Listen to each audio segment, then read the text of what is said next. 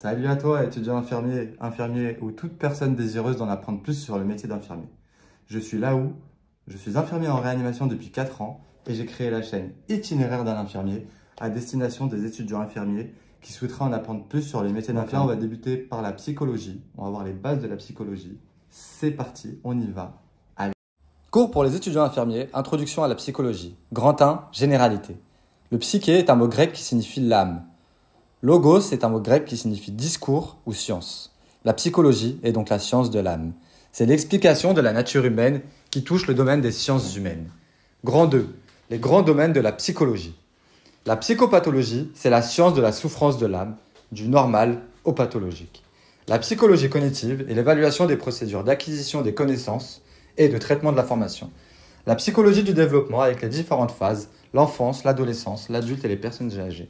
La psychosociologie est l'étude des relations réelles ou imagées de personne à personne dans un contexte donné. La psychophysiologie est l'étude des relations entre le fonctionnement cérébral biologique et les comportements. Grand 3, les méthodes d'évaluation.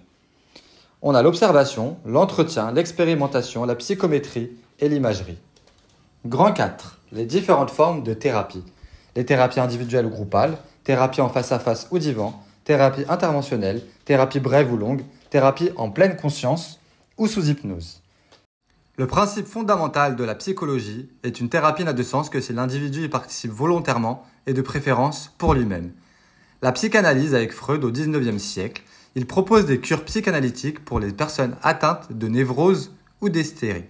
Le postulat de base est l'inconscient et la sexualité. Les matières de travail sont la libre association et l'interprétation des rêves. L'objectif de la psychanalyse aujourd'hui est de mieux se connaître soi-même. Durant le XXe siècle, c'est la thérapie analytique avec Carl Gustav Jung. D'abord disciple de Freud puis dissident, il minimise le rôle de la sexualité dans la formation des névroses et des hystéries. Il introduit les concepts d'inconscient collectif et d'archétype. Sa thérapie consiste à mettre à jour les désirs inconscients afin de les rendre moins actifs et d'amener à la conscience toute chose refoulée.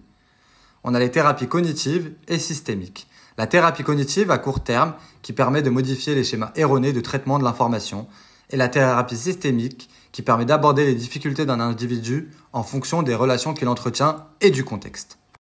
Et en dernier, on a l'hypnose qui est un état modifié de conscience, distinct du sommeil, qui peut être atteint ou renforcé en 4 phases. Les tests, l'induction, l'approfondissement et les phénomènes hypnotiques. Si tu as aimé, n'oublie pas de liker et de partager. Ciao.